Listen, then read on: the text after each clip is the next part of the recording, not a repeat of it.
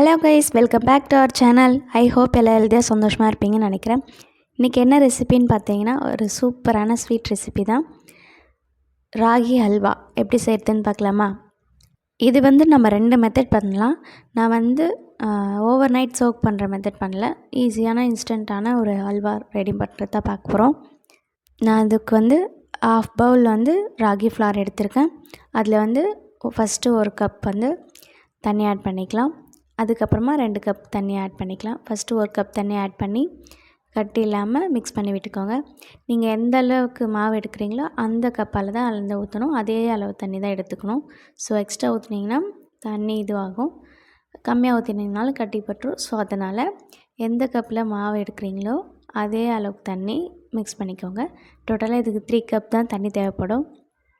நல்லா மிக்ஸ் பண்ணதுக்கப்புறமா இது நல்லா ஃபில்டர் பண்ணிக்கலாம். அதுக்கு நீங்கள் கிளாத் வச்சு ஃபில்டர் பண்ணிங்கன்னா ஒரு டைமே போதும். நான் டீ ஃபில்டர் மாதிரி இருக்கு இல்லையா, அதை வச்சு தான் ஃபில்டர் பண்ணியிருக்கேன். ஸோ அதனால் நான் 2 டைம் ஃபில்டர் பண்ணி எடுத்துக்கிறேன். அப்போ தான் இந்த மாதிரி திப்பி இல்லாமல் கொஞ்சம் கிடைக்கும். ஸோ அதனால் 2 டைம் ஃபில்டர் பண்ணிக்கலாம்.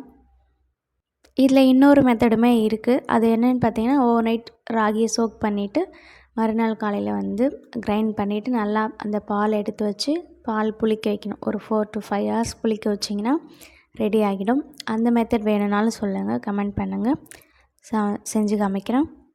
இப்போ ஃபில்டர் பண்ணி எடுத்தாச்சு. அதுக்கப்புறமா ஒரு பேன் வச்சுக்கலாம். அதில் ஃபில்டர் பண்ண பாலை ஆட் பண்ணிக்கலாம். இதை ஆட் பண்ணிவிட்டு கை விடாமல் கலக்கிக்கிட்டே இருக்கணும். ஏன்னா சீக்கிரமாக இது கட்டி பட்டுரும். ஸோ ராகி ஃப்ளார்ன்றதுனால கை விடாமல் கலக்கிட்டே இருங்க. இது கொஞ்சம் கையெடுத்தாலுமே சீக்கிரமாக கட்டி போட்டுரும். தண்ணி அதே மாதிரி கரெக்டான அளவு இருக்கணும். இல்லைனா அது டக்குன்னே ஒரு செகண்ட்லேயே அது கட்டி படுற மாதிரி தோணிடும். ஸோ அதனால் தண்ணி அளவும் கரெக்டாக இருக்கணும். மிக்சிங்கும் கரெக்டாக பண்ணிகிட்டே இருங்க. உங்களுக்கு கஷ்டமாக இருக்குது அப்படின்னு தோணுச்சுன்னா ஃப்ளேம் லோ ஃப்ளேம் இல்லைனா மீடியம் ஃப்ளேமில் வச்சுக்கோங்க. நான் ஹை ஃப்ளேமில் வச்சு தான் நான் செஞ்சிட்ருக்கேன். ஏன்னா இது எனக்கு பழகிடுச்சுன்றதுனால நான் ஹை ஃப்ளேமில் வச்சு பண்ணிகிட்ருக்கேன். உங்களுக்கு இது சீக்கிரமாக கட்டிப்படுற மாதிரி ஃபீல் ஆகுது அப்படின்னா நீங்கள் லோ ஃப்ளேமிலோ இல்லை மீடியம் ஃப்ளேமில் வச்சுக்கோங்க. இப்போ இந்த அளவுக்கு தண்ணி வற்றி வந்துடுச்சு. இப்போ நம்ம எந்த கப்பில் மாவு எடுத்தோமோ அதில் 1/4 கப் தான் நான் நாட்டு சக்கரை சேர்த்துருக்கேன். நீங்கள் வெல்லம் வேணுனாலும் சேர்த்துக்கலாம், இல்லை ஒயிட் சுகர் வேணுனாலும் சேர்த்துக்கலாம். இப்போ எனக்கு ஸ்வீட் 1/4 கப்பே கரெக்டாக இருக்கும். ஸோ அதனால் நான் 1/4 கப் சேர்த்துருக்கேன்.